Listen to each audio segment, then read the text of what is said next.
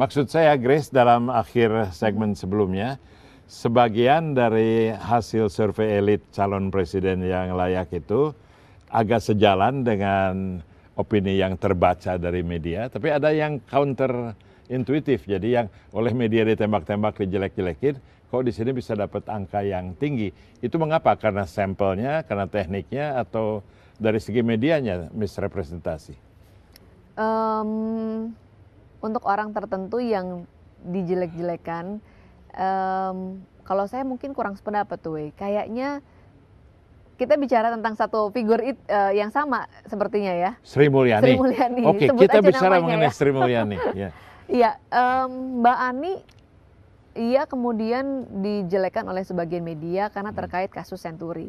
Tetapi lepas daripada itu, saya pikir orang tidak meragukan kompetensi dan kredibilitas dia sebagai Menteri Keuangan. Bahkan saya sendiri sebagai wartawan, saya bangga ketika ada di forum internasional. Saya pernah liputan APEC begitu di Singapura, dan orang yang menteri yang dikejar itu ketika itu cuma 2 oleh wartawan asing, Timothy Geithner dan Sri Mulyani. Wow, Menteri Keuangan Amerika dan Indonesia, begitu kan. Jadi saya rasa di luar kasus Senturi orang tidak meragukan Mbak Ani kompetensinya, tapi memang yang mengenal beliau hanya kalangan tertentu terbatas. Sama, yang mengenal Pak Mahfud juga kalangan terbatas. Jadi, yang mengenal Grace banyak ya? Yang menonton berita. Oke.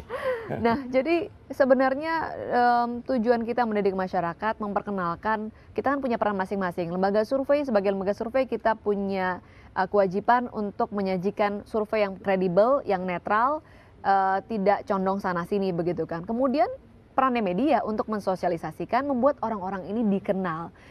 Soal persepsi apakah nanti orang ini akan disukai atau tidak, itu memang akan bergulir dengan sendirinya, nggak bisa dipaksakan masyarakat suka kepada figur tertentu. Memang ini kemudian jadi seleksi alam, tapi paling tidak orang-orang ini dikasih kesempatan untuk dikenal dulu, karena bagaimana mereka bisa punya kemungkinan untuk dipilih kalau dikenal aja tidak.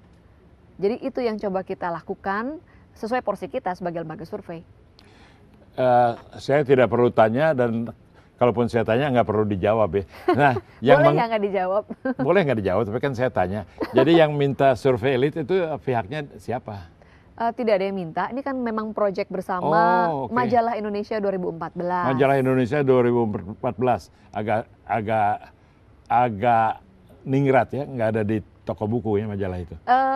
Seharusnya dalam waktu dekat ada, sedang dikerjakan distribusinya. Memang orang-orang yang mengerjakan ini tidak banyak begitu, jadi belum semapan media-media lain yang punya jaringan distribusi yang luas, tapi kita inginnya bisa dinikmati oleh semua orang dan dibaca oleh banyak kalangan.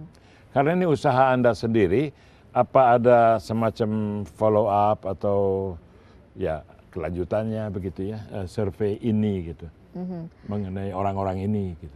Nah, kalau untuk itu tunggu tanggal main ya. Oke, nanti kita undang lagi ke sini ya. Jadi kembali pada tadi, being a broadcaster and being a surveyor, being close to you, I want to ask, saya mau tanya, perlengkapan apa ya, intelektualnya, perlengkapan profesionalnya untuk pekerjaan Anda sekarang itu memang diraih dari pengalaman TV. Maksudnya yang pekerjaan yang sekarang? Kalau Saiful Mujani dari sekolah di Amerika memang survei. Kalau Anda kan nggak ngomong-ngomong apa sih? Background, akuntansi, Wow. Jauh ya, tapi jangan ditanya, udah lupa soalnya, karena nggak pernah dipakai. Perlu tuh buat tim Was Century tuh. Oh, jadi akuntansi, jadi personality. Saya elektro, Grace, saya elektro. Oh iya? Yes. Wow. Masih inget elektronya? Ya kalau listrik mati kita telepon PLN. Tapi saya merasa beruntung, saya di TV kebetulan bekerja di 3 TV itu dengan Pak Karni. Sekarang di lembaga survei dengan Saiful Mujani. Dua-duanya ahli di bidangnya masing-masing. Yang satu mbahnya wartawan, yang satu mbahnya survei, begitu kan. Ada yang bilang nabinya survei malah. Oh iya, setuju. Jadi saya merasa beruntung banget, saya punya kesempatan untuk belajar kepada yang terbaik. Dari mereka lah saya banyak belajar.